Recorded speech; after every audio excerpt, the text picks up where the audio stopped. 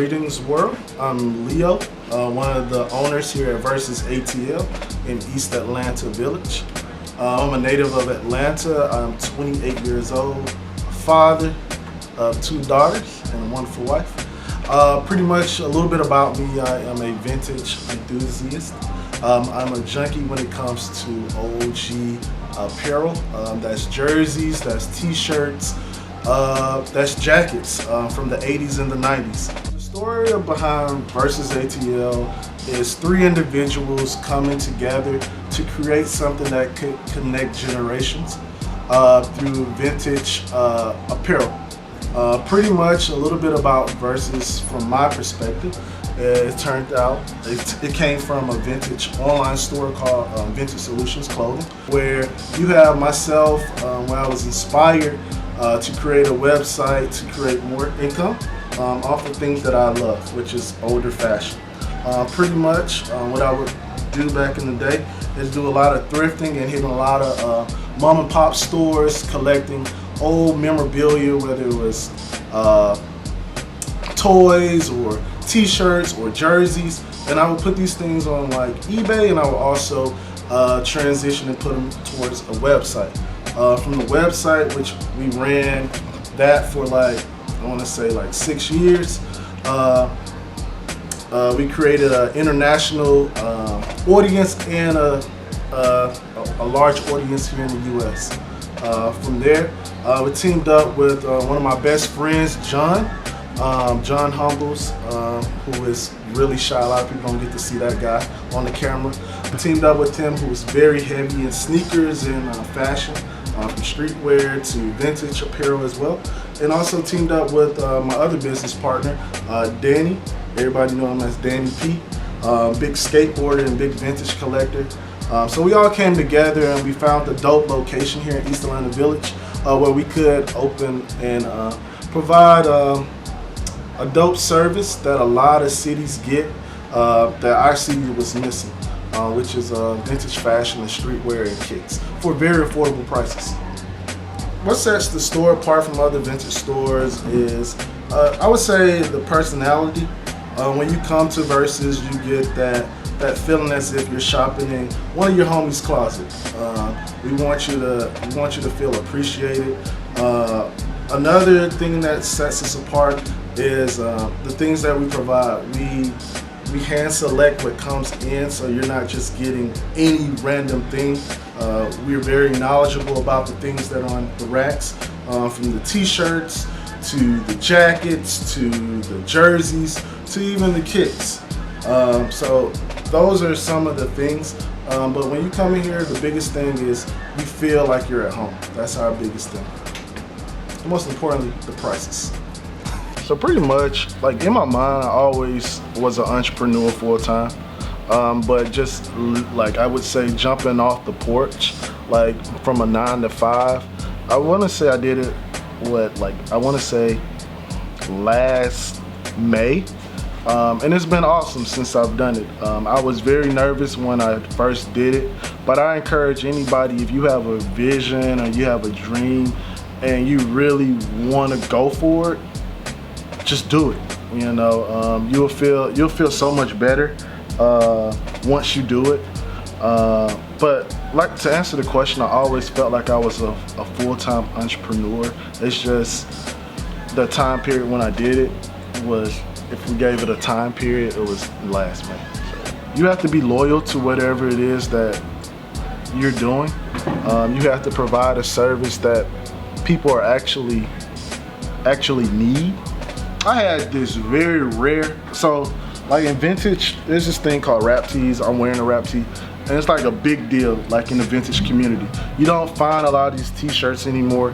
They were like big in the 90s. They were like originally bootlegs, and like after like mom and pop stores, they would sell them for like 10 bucks. But nowadays, the value of these shirts, they can go from like, I don't know, 100 bucks, and they can go all the way up to like almost 1,000 bucks, which is crazy, right? But I would say one of the craziest sales for me was selling a Wu-Tang. It was a hip hop tee, it was a shadow boxing tee. I sold it to celeb, but I was very shocked for the amount that I sold it for, which I won't even disclose on camera. But that's probably one of the craziest things that I've sold. And then a lot of people reached out to me trying to get that piece, and I would never sell that piece to anybody. But I finally like let it go. That was like pretty big. Everybody knows me for like selling a lot of, like collecting a lot of Freaknik tees. I sold a Freaknik tee actually. I actually sold one for a nice amount, which I probably won't even disclose that either. But that was a big deal, and it went viral. It went viral with the individual who bought that Freaknik tee. A lot of y'all might know him, hint hint. But it was like two things. I used to have this, I'm trying to think, man, I had so much stuff, bro. I used to have this Troop jacket. It was very rare. It was a rare jacket that LL Cool J was known for wearing.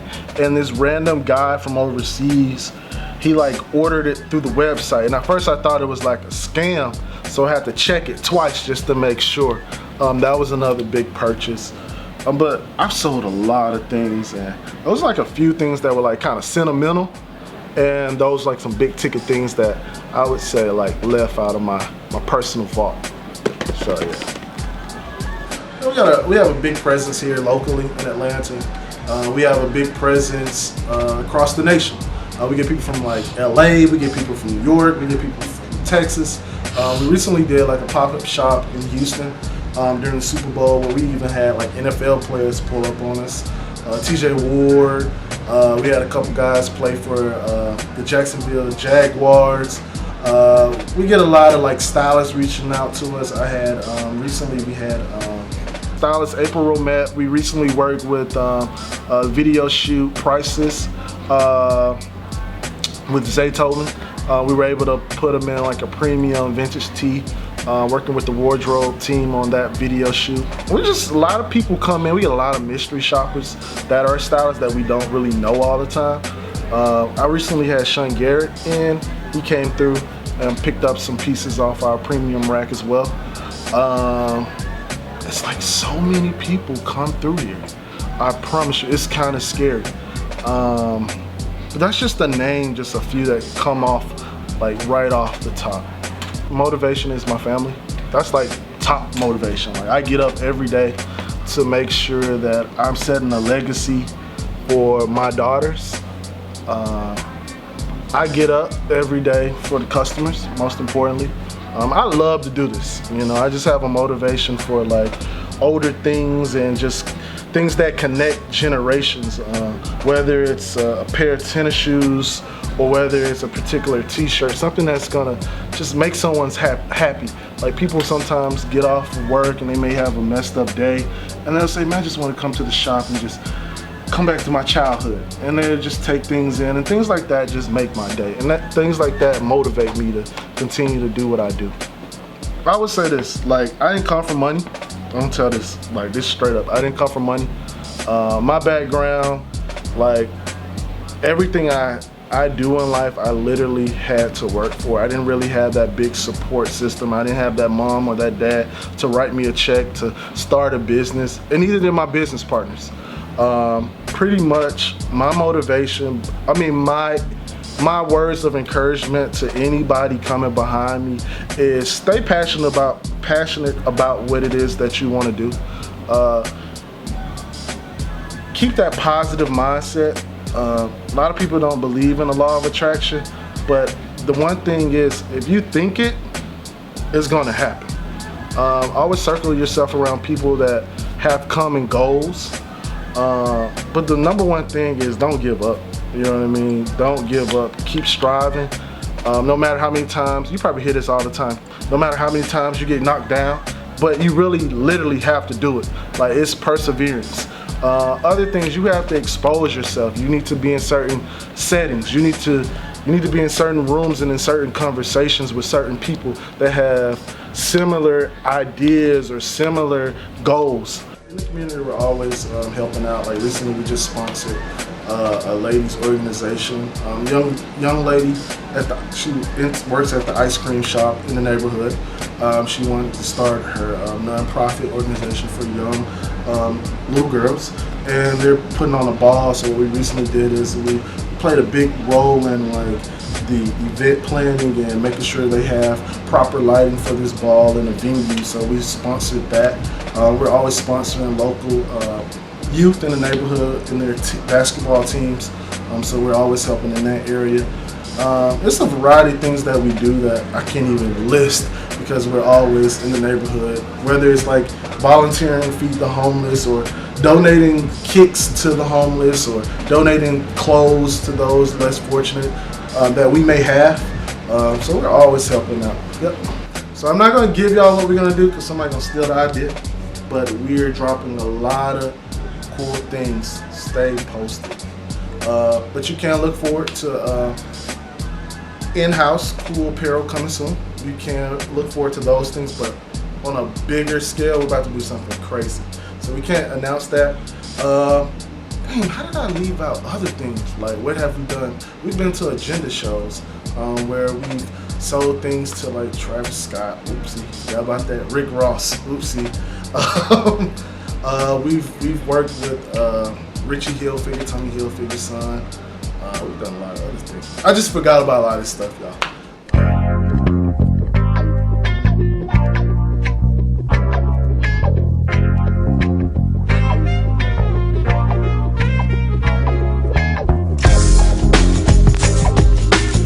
So this part of the show is called Show and Tell. This is cool stuff that I think is cool, things that I collect. So everybody know me for like collecting a lot of OG like Freaknik tees. This was a big deal in Atlanta during the time period from like 94 to like 98.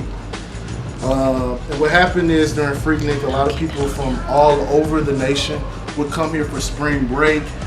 You also have like celebrities like Tupac will be chilling, and you will have Uncle Luke in a nightclub scene here in Atlanta. And what it would do is it would bring the city together, it would bring people from all over the nation together on this spring break. And it would just be good vibes and just cool culture pieces.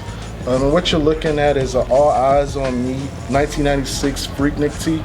And this is like a real Freaknik tee. And I'm talking about the condition of this Freaknik tee is like damn new. Excuse my language for any kids watching. You see? And they would do like different themes. You know, I had like the New York Giants. And then you have Kango. Like the paint's crazy. Carl Kanai. It's one of my favorites. Just a couple others. Freaknik tees I like. You know, 97 Freaknik. This one's crazy. This is crazy. This one's like 95. Got the gold too with the 3D, you know, crazy paint. They say they can't tell us not to come, you know, because they were trying to keep it from happening. You know, and it has all like the HBCUs on the back. You know, shout out to the HBCUs. You know. It's another cool piece. We got this on the racks right now. We got the Carl Kanai. You might see Tupac wearing it. This is a crazy grill, you know, 80 bucks. You can't find this anymore. You know, crazy vest. You might see him wearing this like in above the rim or in like a regular video, you know, so it's a crazy piece. Right here, this is insane. You're looking at the 1985 David Letterman interview suit. You see Jordan on the David Letterman show wearing this suit. This is not the actual one that he wore, but this is the style of what it would look like. Feel the detail. Crazy. Crazy. Crazy. Feel the pants. That's crazy, right? They don't even make it like that no more. Every piece has a story. This is crazy. This walked in one day and I was like, holy moly. Just OG flight pieces. You know, if you was a hustler in the 80s, you know what I mean? Like, kind of hold, yeah, you can hold it right there. They don't make stuff like this no more. Good character, you know. Ooh. Grills. You know, when Nike and Jordan were actually working together. Crazy. This is crazy. I was looking at the Fresh Prince the other night, And this is like the motorcycle jacket.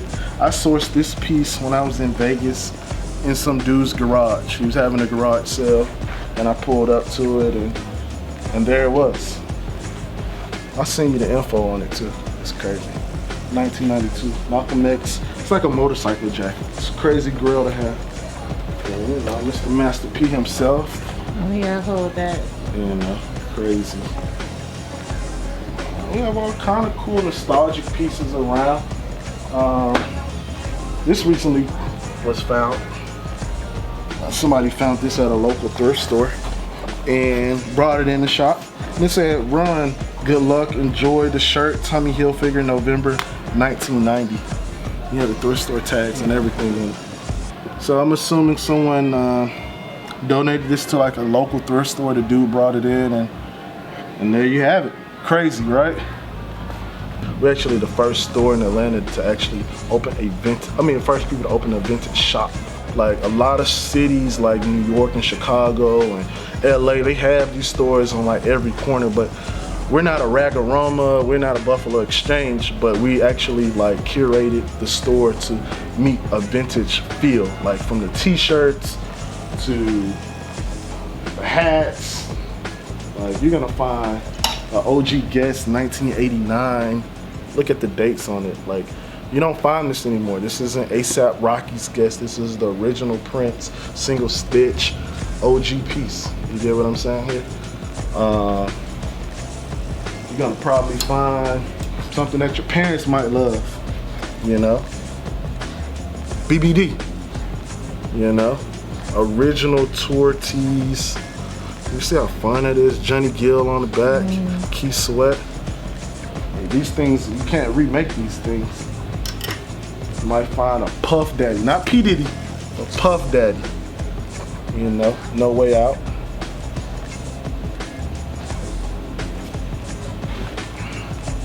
You might even find original Space Jam merch.